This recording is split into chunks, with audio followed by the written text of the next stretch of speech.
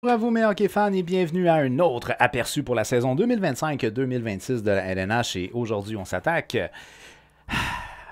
oui, aux Maple Leafs de Toronto. Les Maple Leafs de Toronto qui, pour la saison 24-25, ont connu une très bonne saison régulière, encore une fois.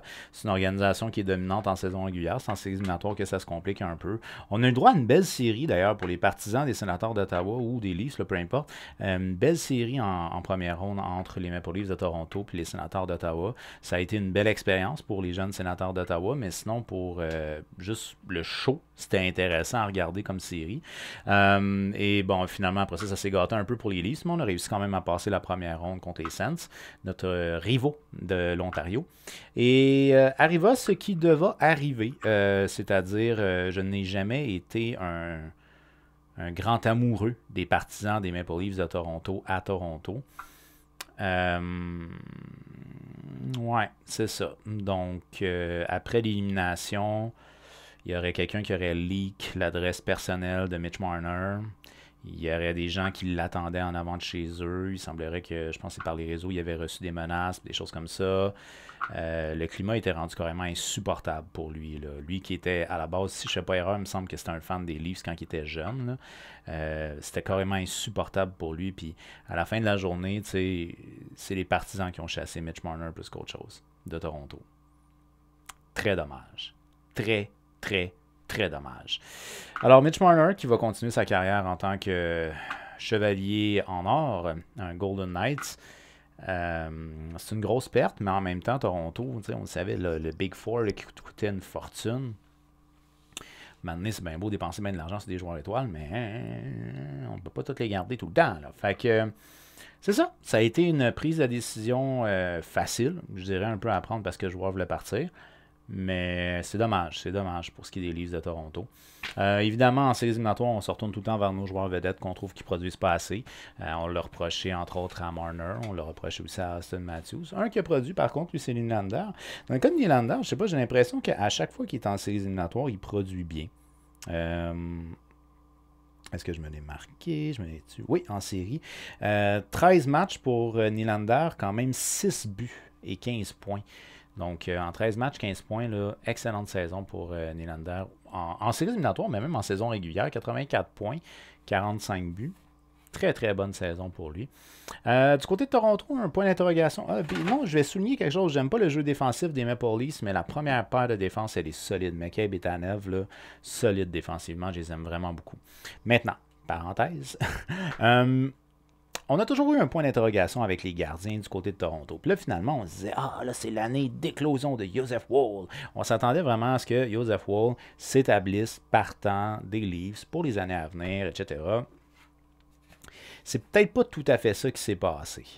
Fait que c'est une bonne saison quand même qu'il a connu Joseph Woll. On ne se le cache pas, là, 42 matchs, 909 d'efficacité, c'est bon. Mais Stollards a volé le show. Stollards, il débarque 34 matchs, 926 d'efficacité. Boum! On drop le micro. C'est vraiment un gardien de but qui a réussi à faire sa marque là, du côté de Toronto. Et en séries éliminatoires, Stollards, c'est 7 matchs, 2.19, 901 d'efficacité. Fait que quand même, il a été très solide avant qu'un certain Sam Bennett rentre en contact avec et qu'il fasse faire une commotion cérébrale. Donc c'est ça, Stollard a volé le show, mais dans le cas de Joseph Woll, il a pas mal fait. Fait que ça c'est le fun du côté de Toronto parce qu'on a souvent eu des problèmes au niveau des gardiens de but, puis là on a peut-être des solutions. Petite mention par contre là, d'à côté. Joseph Woll, je ne sais pas exactement si c'est quand il va revenir. Lui, il a décidé de se retirer de l'univers du hockey pour des raisons personnelles. Selon ce que j'ai lu là, dans les articles, il semblerait que c'est en lien avec sa famille, il y a quelque chose. Et je ne sais pas quand il va revenir. Donc, je l'ai mis dans l'alignement, mais je ne suis pas sûr pas en tout qu'il va être là. Je sais pas. Je sais pas. Mais je l'ai mis quand même dans mon alignement. Maintenant, pour ce qui est de la saison 2025-26, on revient avec Trey Living, dis-je bien. Trey Living comme directeur général, Craig Berube comme entraîneur-chef. Ça n'a pas changé. Ce qui est intéressant avec Craig Berube, c'est évidemment l'augmentation du jeu défensif, et ça a paru. Alors, amélioration du jeu défensif sur Craig Berube, très très bonne chose pour Toronto qui a toujours eu des grosses lacunes en défensive. Oups, là, ciao le Maple Leafs, on se reverra. Alors, pour ce qui est de la saison 24-25, c'est 52 victoires, 26 défaites, 30 défaites en prolongation, donc 52 victoires pour 4 défaites. 4 défaites en prolongation pour 30 défaites totales, 52 victoires, 108 points, ce qui est quand même une excellente saison. On a terminé au 2e rang dans la conférence de l'Est et au 4e rang dans la Ligue nationale. Une moyenne de but marquée de 3,26 pour le 7e rang dans la Ligue nationale, une moyenne de but encaissée de 2,79, très respectable pour le 8e rang dans la Ligue nationale. Un avantage numérique à 24,8 pour le 9e rang et un désavantage à 77,9, ça c'est un peu plus dur, le 17e rang. Le meilleur buteur aura été Nylander avec 45 buts, c'est excellent. C'est parce qu'Austin Matthews a un petit peu ralenti. Quoique saison écourtée, 67 matchs Austin Matthews, mais seulement 33 buts. C'est décevant, Austin. Mais c'est ça, 45 buts. Disons que Nylander ne devrait pas être, théoriquement, si tout le monde joue des saisons complètes, le meilleur buteur de l'organisation. Ça devrait être Austin Matthews. Le meilleur pointeur aurait été Mitch Marner, 102 points. Il a connu une très bonne saison, Mitch Marner, 27 buts, 102 points. Grosse addition pour les Golden Knights. Vraiment grosse addition. Je sais pas comment ils font, eux autres, hein? Ils vont chercher des gros noms comme ça. Ils ont été chercher Jack Eichel, ils ont été chercher, peut-être pas à la même hauteur, mais quand même Noah Hanifin qui était un bon nom, Pietrangelo qui était un gros nom, Thomas Hertel qui était peut-être so-so moyen nom, puis là Mitch Marner, si bol, ils sont forts les Golden Knights. Mais bon. 102 points, très bonne saison. Le meilleur défenseur à caractère offensif a été Morgan Riley, en 82 matchs, 41 points moins 8. C'est une saison que je dirais dans ses standards, rien d'exceptionnel à ce niveau-là. Du côté d'Ekman Larsson, on a peut-être un petit peu ralenti, puis c'est correct, regarde, je veux dire, l'âge rentre à un moment donné. Mais sinon... Morgan Riley est pas mal le défenseur offensif de l'équipe en ce moment. Maintenant, au niveau des 3 espoirs, c'est des espoirs que je ne crois pas qu'on va voir là, dans la LNH. Là, j'ai mis Cohen, lui ici, Easton Cohen. Je l'ai mis dans ma LNH, mais je doute. Mais bon, on ne sait jamais. Hein, on ne sait pas comment les choses vont se passer au niveau du camp d'entraînement. Donc... On va y aller avec les 3 espoirs. Easton Cohen, c'est un attaquant, il peut jouer au centre comme à l'aile, 6 pieds, 190 livres. Lui a évolué au niveau de la Ligue de l'Ontario la saison dernière. Excusez-moi, en 46 matchs, 29 buts, 48 passes pour 69 points.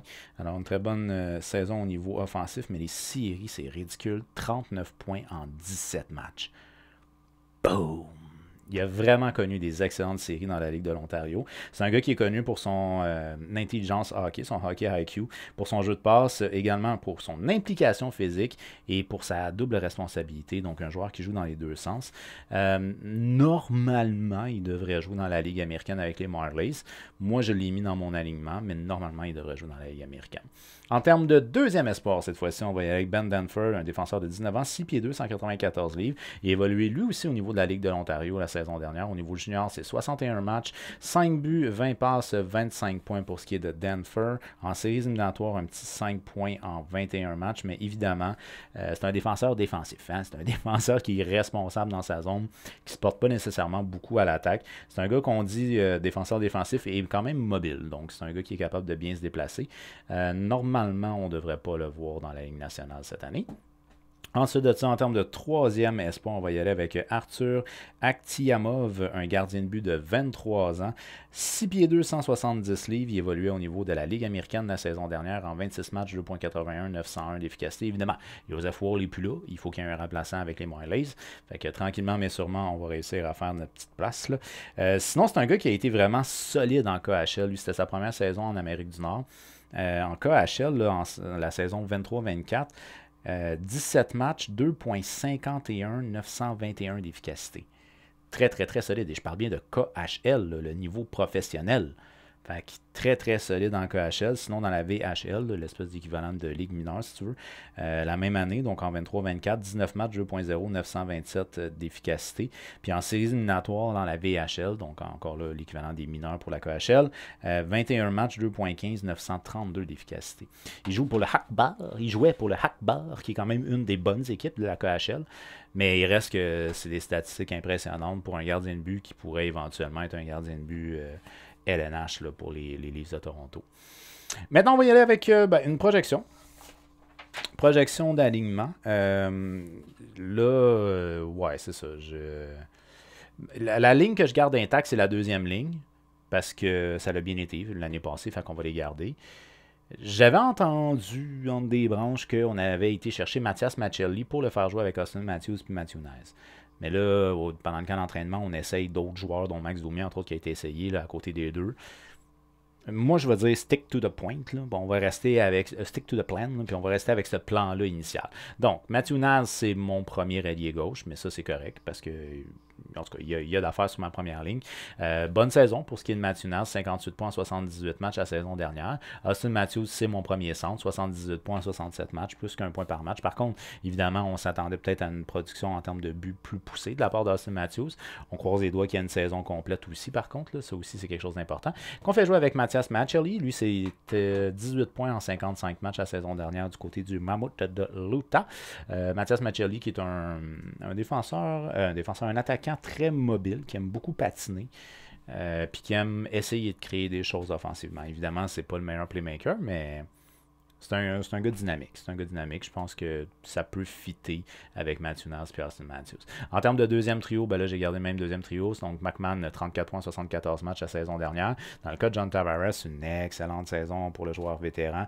Fait que, tu sais, j'avais peur peut-être que quand on y arrache le C, que peut-être ses productions descendent, mais force est d'admettre, non, pas du tout. Écoute, ça démontre que c'est un bon leader.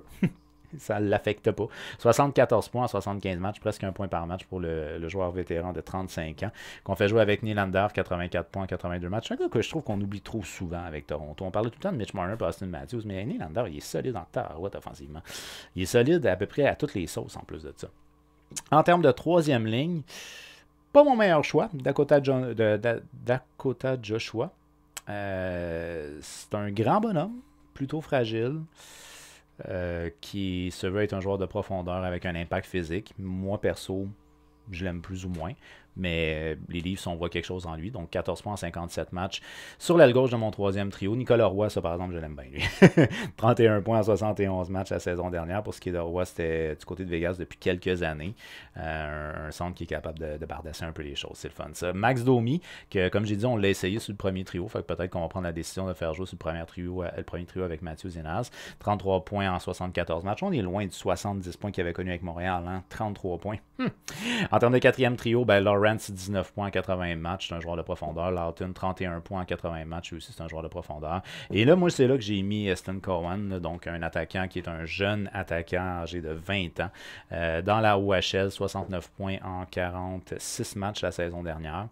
Mais il devrait théoriquement jouer avec les Marlies cette saison. Si tel est le cas, ben, on peut toujours mettre soit Kampf ou Robertson là, en termes de quatrième trio. J'irai avec Robertson, 24 ans, là, 69 matchs la saison dernière avec les Leafs, 22 points. Kampf, lui, 30 ans, 13 points en 59 matchs la saison dernière. Fait que c'est plus Robertson que j'irai. Ensuite de ça, en termes de défenseurs, c'est ça, c'est réparti des fois un petit peu particulier, mais on a deux défenseurs défensifs ensemble et ça marche bien. Ils sont vraiment solides les deux ensemble.